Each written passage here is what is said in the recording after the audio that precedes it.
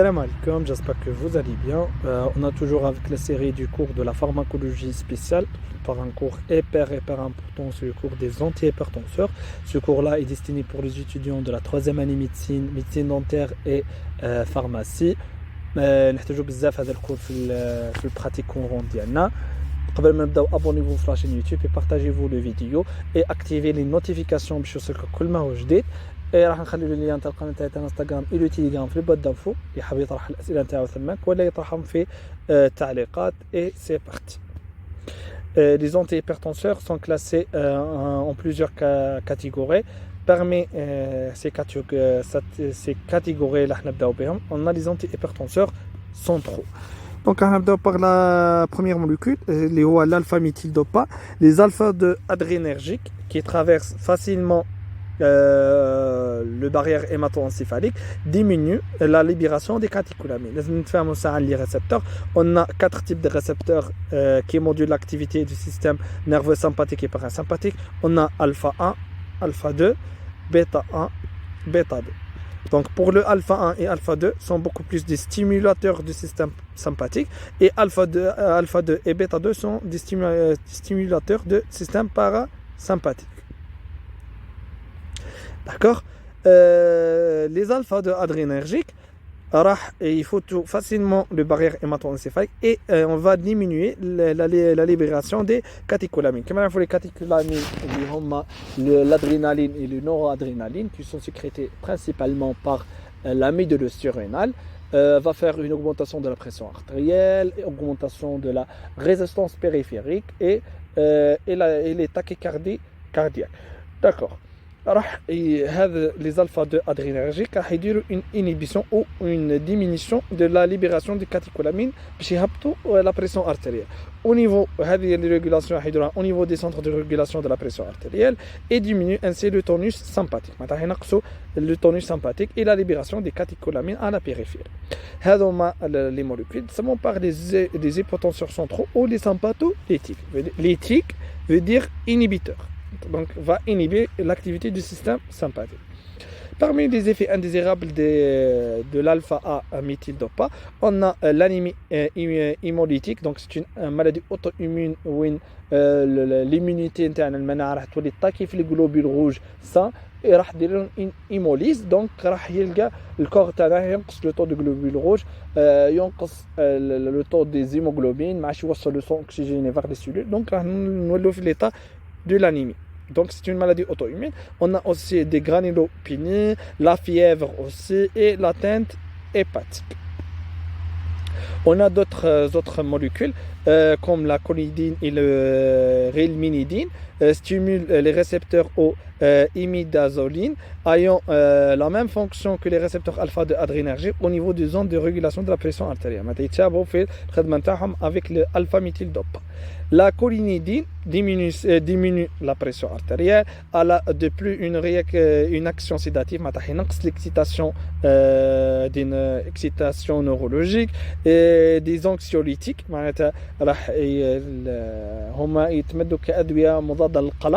Et renforce l'effet analgésique de la morphine.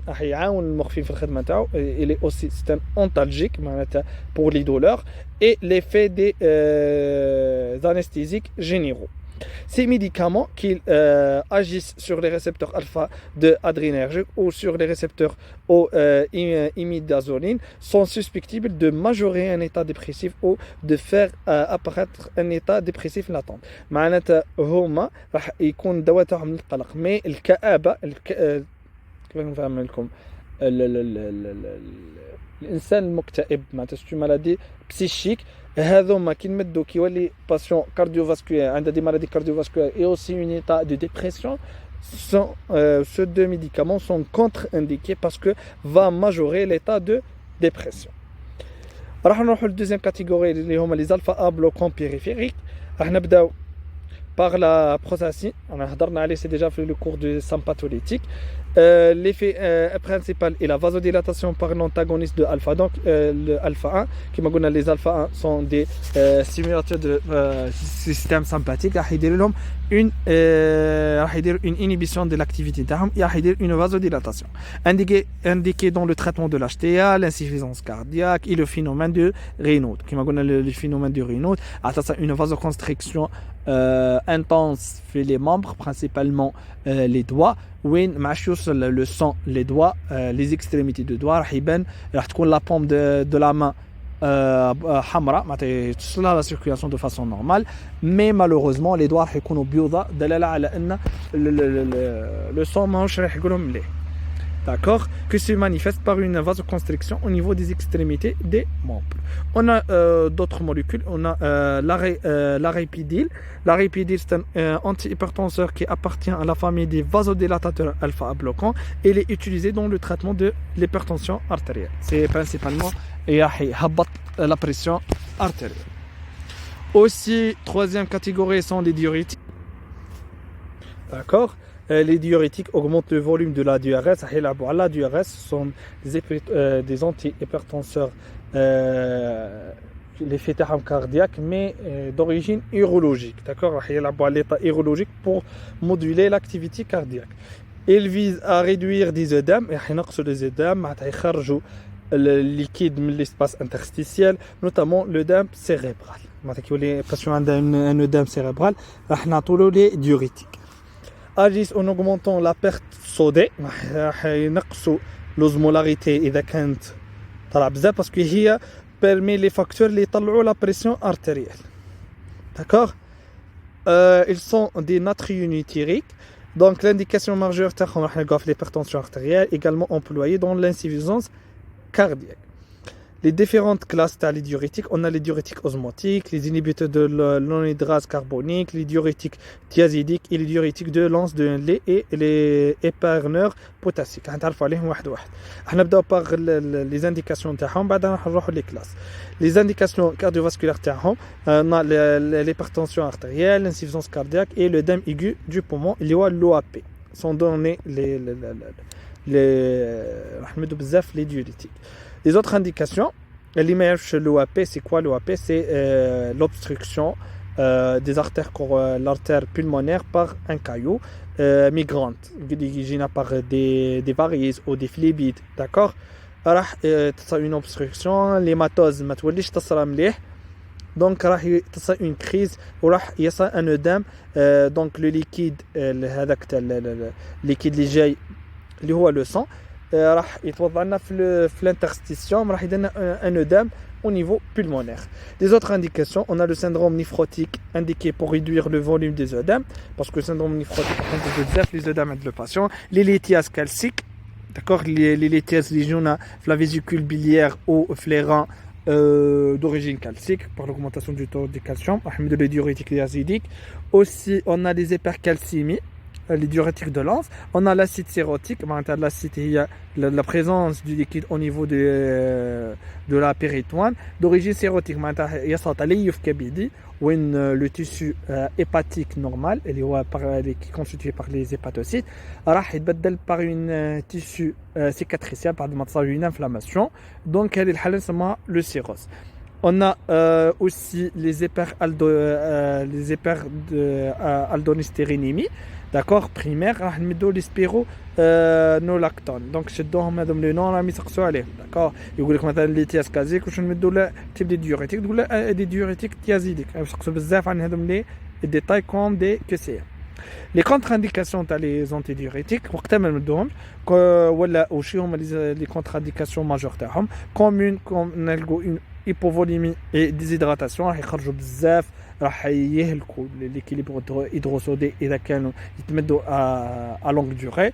La goutte, راح نقول l'hyperuricémie induite par les diurétiques, d'accord, l'augmentation du taux de l'uricémie de façon chronique, et la goutte. Et on a les encéphalopathies d'origine hépatique.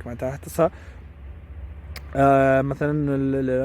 une atteinte hépatique, elle va s'aggraver par le taux de diurétique de façon longue. Oui, l'ammoniac, le NH3, ما تصالوش une métabolisme au niveau hépatique parce que l'état hépatique il est altéré. كيما نعرفوا l'ammoniac il est très toxique pour le cerveau راح يعطينا des encéphalopathies hépatiques. هذا باختصار. On a les thiazidiques les contre-indications تاعها هي l'insuffisance rénale, les hyperneurs potassiques donnent aussi une insuffisance rénale. Pour نبداو par les diurétiques de Lens, on a trois familles, on a trois molécules, on a les furosimides, on a le bimitanide et on a le biritanide. D'accord? Il bloque le cotransporteur sodium, potassium et qui va changer deux molécules, une molécule de sodium et de potassium avec deux molécules ou deux ions de chlore. Il agit au niveau de la branche ascendante de l'anse d'un lait en altérant le pouvoir de concentration urinaire. Concentration urinaire et l'osmolarité. D'accord? هذه الخدمة تاع les diurétiques de l'anse. يخدموا على سموهم les diurétiques de l'anse parce qu'on va agir sur l'anse de un lait. Puis on a les diurétiques thiazidiques. Les principaux diurétiques thiazidiques sont les hydrochlorothiazides. On a les molécules هذوما. On a plusieurs molécules. Je dors parce que c'est le plus utilisé actuellement c'est l'hydrochlorothiazide. C'est le premier molécule. Donc, juste par le blocage du cotransporteur en A+, c'est allemand au niveau du type contourné distal. D'accord, qu'il y a un type contourné proximal, puis lance les deux branches ascendantes et descendantes, puis le type contourné inférieur ou distal, et les tubes collecteurs, ça fait une excrétion finale. Donc, on va le tube contourné distal. On a troisième type, on a les aperneurs potassiques. L'aldostérone favorise la conservation du sodium dans l'organisme et l'élimination du potassium. Comme on a l'aldostérone, un effet وين راح qui تفرز راح يحفز على الإبقاء تاع الصوديوم dans la circulation. نظير الإبقاء نتاعو راح يخرج le potassium. راح يديروا une excrétion. Donc, les anti-aldostérones actuellement utilisés sont le cyprénolactone et aussi on a le conréno-watt et aussi on a du potassium et on a les éprélienols. Donc, ils se posent l'effet de l'aldostérone, augmentant l'élimination du sodium, d'accord, l'axe de l'aldostérone et diminuer celle du potassium. Une excrétion, le potassium. Et du magnésium et dans la concentration plasmatique et donc une autre nom et ce sont les diurétiques hyperkalimiantes qui est une hypocalémie due par l'augmentation de l'aldostérone l'excrétion urinaire du potassium. On les hyperneurs potassiques pour augmenter le taux ou la concentration plasmatique du potassium. On a aussi les inhibiteurs de l'anhydrase carbonique, sont des diurétiques plus anciens, encore utilisés le diamox, d'accord, le type contourné proximal, le principal, sont des inhibiteurs de l'anhydrase carbonique, le H2CO3. L'anhydrase carbonique provoque une alcalinisation de l'urine suite à l'élimination du bicarbonate. D'accord? C'est de l'alcalinisation de l'urine. On a les diurétiques osmotiques sont administrés par voie intraveineuse, beaucoup plus instamment par voie intraveineuse. On a les hôpitaux. D'accord? Le plus utilisé c'est le mannitol. مشهور بزاف لازم تشدوا هذا الاسم تلاقوا بزاف في l'hôpital في les stages. La présence d'une concentration importante d'un diurétique osmotique dans la lumière du nifran diminue la réabsorption de l'eau et les électrolytes. Il y a une diminution de la réabsorption, donc le molécule ما تصلش une réabsorption, تصلش une excrétion. Augmente le volume urinaire, معناتها la diurèse. معناتها راح يلعب لناتريونيز نون اوبليغاتوار ما الخدمه نتاعو الاساسيه ماهوش اخراج لو صوديوم مي معناتها مش راح نلقوا une nathrionèse plus observée. Aussi le quatrième type des antihypertenseurs, on a les inhibiteurs de l'enzyme de conversion. Donc ce sont des molécules issues de la synthèse chimique, d'accord, dans les laboratoires, médicaments de l'hypertension artérielle et l'insuffisance cardiaque congestive, d'origine congestive. Il y a deux indications. Agir en modulant l'activité du système rénine-angiotensine, parce que le système rénine-angiotensine, c'est un système hypertenseur. Il les phrases de la rénine de la rénine par le système angiotensine. Donc, parallèle, il bloque la dégradation de la bradykine. La bradykine, c'est une molécule utilisée dans le sang pour diminuer la pression artérielle. Il bloque la dégradation. Donc, c'est pas la peine de dans la nature chimique, mais il se d'accord. On a les effets pharmacologiques, ils réduisent la pression artérielle tant le systolique que le diastolique. Le systolique le diastolique. De l'hypertendu sans baisse de débit cardiaque. Le débit cardiaque, il est conservé. Il améliore la relaxation myocardique. Il a une faible des faiblesses sur le myocarde, il y a une relaxation myocardique. Et un effet natriurétique. Il y a les oreillettes. وين راح ينقص la charge à les oreillettes وراح يدير une activité modulée. Leur mécanisme d'action passe par l'inhibition de l'enzyme de conversion qui entraîne donc qui manipule l'enzyme de conversion l'angiotensine 1 راح تحول l'angiotensine 2 dans les poumons ومن بعد يتفرز لكم غينين راح يروح للسيستم غينين انجيوتنسين الدوستيرون راح يدير لي ليبرتونسيون دونك هو واش راح يدير لنا une baisse de la transformation de l'angiotensine 1 en angiotensine 2 l'accumulation de l'angiotensine 1 avec augmentation de l'activité rénine plasmatique. D'accord. L'accumulation simultanée de bradykinin, c'est de l'activité ou l'accumulation de la bradykinin qui contribue à l'effet anti-hypertenseur. D'accord. معناتها في l'état قبل ما يدخل لنا هذا الدواء كان البراديكين تصير une dégradation et il y a une stimulation forte de système rénine angiotensine aldostérone. من بعد هذا le médicament اللي هما les types les antihypertenseurs qui sont inhibiteurs de l'enzyme de conversion راح يديروا l'effet contraire راح يديروا une accumulation par l'inhibition de la dégradation du bradykinin et راح يديروا une inhibition du système angiotensine aldostérone.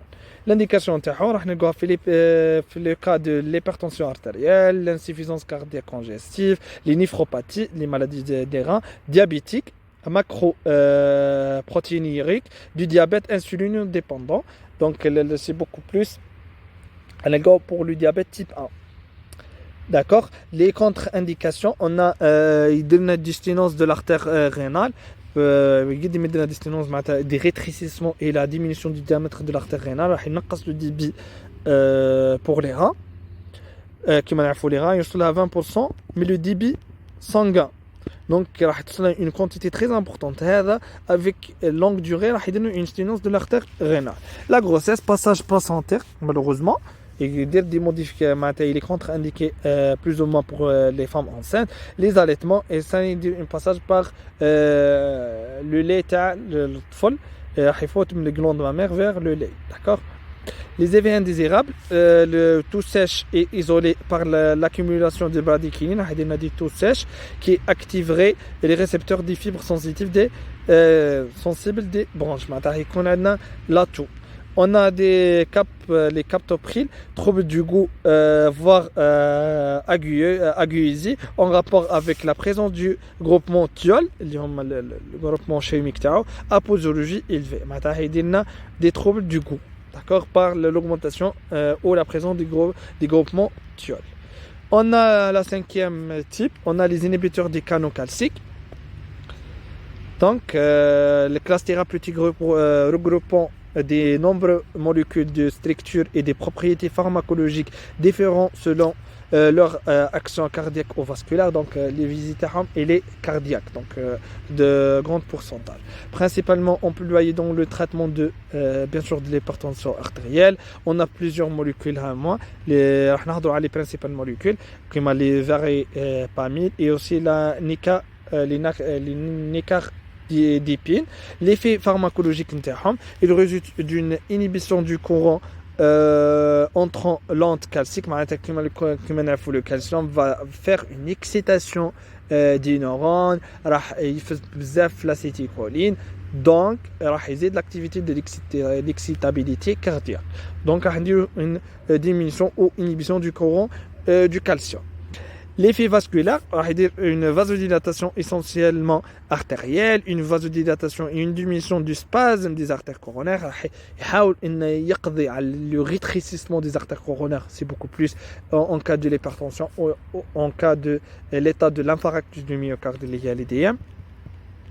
D'accord? Et une vasodilatation des artères rénales. Il y a une insuffisance rénale aiguë s'accompagner avec les signes cardiaques. راح يقضي على الريتريسيسمون في l'artère rénale وراح يوصل لديبي pour les reins de façon correcte et normale. L'effet cardiaque نتاعو كما هضرنا عن les principales molécules, on a les verapamil, on a le tilizem et aussi on a le bébéprédil. Donc c'est l'effet inétrope négatif, راح يقضي على l'effet inétrope et bradycardie sinusale, معناتها une bradycardie في le nœud auriculo ventriculaire ou le nœud sinusal. Les indications تاعو راح نديروه beaucoup plus في les hypertensions artérielles chroniques comme traitement, les hypertensions artérielles aiguës comme l'oxène par voie veineuse, et aussi indiqué dans longueur stable et longueur spastique et le syndrome de Raynaud. Pour les contre-indications راح نلقوا des contre-indications communes. Il est منمدوش pour les femmes enceintes, la grossesse, les insuffisances cardiaques non contrôlées de façon brutale et les hypotensions artérielles sévères. On les inhibiteurs calciques. On a pour les verapamil et le tilizem, il donne une bloc auriculo-ventriculaire, le nœud auriculo-ventriculaire au sinusal, le temps, il a une bloc. Et on a une dysfonction sinusale. Pour le bipridil, il y a bloc auriculo-ventriculaire, il y a dysfonction sinusale, les doyets à longue durée, il y a des effets indésirables. Mais في l'état الأولى راح يديروا الخدمة نتاعهم. هذا الملخص. D'accord? Un syndrome du QT longue congénitale. D'accord? C'est beaucoup plus علاش ما نمدوش pour les femmes enceintes parce qu'il y a des syndromes du QT long QT راح تكون très lent et aussi tout traitement allongeant l'intervalle du QT et un état de l'hypocalémie du fait du risque du survenue de torsade de pointe. Torsade de pointe, enfin, parler de ça en cas de hypocalémie. Le sixième classe, on a les antagonistes des récepteurs bêta ou les bêta-bloquants. D'accord? On appelle les bêta-bloquants ou les bêta-bloqueurs ou les bêta-moi sont les médicaments qui inhibent les récepteurs bêta. Pour comprendre la conséquence de l'inhibition des récepteurs bêta, il faut avoir présent à l'esprit les effets de la stimulation des récepteurs bêta. Il faut qu'il y ait une stimulation des récepteurs bêta. Puis qui quels sont les effets que ça a une stimulation, nous savons qu'il y a une inhibition. Lorsqu'on stimule les récepteurs bêta, on a deux types comme on a bêta 1 et bêta 2. Pour bêta 1, il y a des effets cardiaques inotropes, chronotropes, dromotropes et battemotropes. Il y a les battements, les débits, les fréquences cardiaques avec augmentation des débits cardiaques et les besoins en oxygène et une augmentation des sécrétions des rénines. Le système rénine, angiotensine, aldostérone et les stimulés par les récepteurs bêta 1. Pour la stimulation des récepteurs bêta 2, il y a l'effet contraire. Elle va entraîner une vasodilatation, une bronchodilatation et un relâchement utérin du col de l'utérus. Les effets des bêta-bloqueurs ont des effets communs et des effets particuliers à un certain nombre entre eux. D'accord, les effets communs, essentiellement, les effets sont cardiovasculaires. Ils ralentissent le cœur, ils diminuent le travail du cœur et réduisant ses besoins en oxygène. Le contraire, l'effet des bêta 1, ce qui permet de les utiliser dans le traitement préventif de longueur pour la prévention. Il diminue après une période de latence, l'HTA pathologique, mais le problème ne sont pas des véritables hypotenseurs car ils n'abaissent pas à des doses thérapeutiques la pression artérielle normale. Maintenant, pour le traitement de l'HTA parce que في l'état normal وين تكون la pression داروا des expériences وين تكون la pression artérielle normale du patient راح ما يهبطوش la tension et كما قلنا va diminuer la pression artérielle après une période de latence معناتها يخدموا بلا عقل داكور ما نعاودوش عليهم بزاف في البراتيك. Il abaisse la pression intraoculaire en cas d'une hypertension oculaire les artères oculaires, d'accord, en diminuant la sécrétion de l'humeur aqueuse dans les chambres internes et externes de l'œil. Pour les indications cardiovasculaires sont indiquées dans le traitement de longueur en prévention des crises, traitement des tachycardies et des dévers origine dans celle de l'hyperthyroïdie. Comme il faut l'hyperthyroïdie, on a une sécrétion massive des hormones thyroïdiens, les hormones T3 et T4. Comme il faut ces hormones-là va faire un état de excitation du myocarde, de l'éjection systolique, le débit la fréquence cardiaque. Donc les médicaments, les bêta-bloquants va moduler l'état du patient et une hyperthyroïde. Notamment la maladie de Basdo. D'accord, la maladie de Basdo, c'est une maladie caractérisée par l'hyperthyroïde. On a les traitements de l'HTA, traitement des infarctus du myocarde ou les EDM. On a l'indication en apparence paradoxale et liée à l'insuffisance cardiaque. Des autres indications, prévention primaire et secondaire des hémorragies digestives qui sont dues par l'augmentation de la pression portale. Donc les varices, des ruptures des varices œsophagiens. Parce que qui une augmentation de la pression au niveau de veine porte supérieure à 5 mm et mercure, راح يزيد la taille du veine, le sang l'artère إنه يفرغ شوي le sang vers des autres artères من بينهم l'artère des autres veines comme le veine mésentérique supérieur, inférieur et les veines œsophagiennes. Donc, à dire de la pression sur l'œsophage, comme l'œsophage fait des varices, d'accord, sont de petite taille, mais qui a une augmentation de la pression portale, il augmente la taille et il une rupture ou il y a des hémorragies digestives hautes, d'accord, et le patient تظهر عليه des signes cliniques comme l'hématémèse اللي هو comme يولي يتقيأ في الدم. C'est le propranolol qui est habituellement utilisé. Le molécule de propranolol. Aussi sont utilisés dans le traitement des migraines, des tremblements pour réguler l'état neurologique, des manifestations somatiques transitoires de l'anxiété, القلق et la dépendance alcoolique معناتها الادمان تاع الكحول. Traitement du glucose معناتها تجمع المياه تجمع le liquide ou l'humeur aqueuse au niveau oculaire. En administration locale se forme du collyre معناتها القطرات تاع الهينين, mais ils peuvent diffuser dans la circulation générale et donner des effets indésirables. Malheureusement, il y a des effets indésirables من تكون local la circulation systémique. D'une manière générale, la posologie des bêta-bloqueurs doit être progressivement croissante au début du traitement avec une grande posologie, mais on va décroissant la posologie à l'arrêt avec une qui garab le traitement avec une surveillance et repos.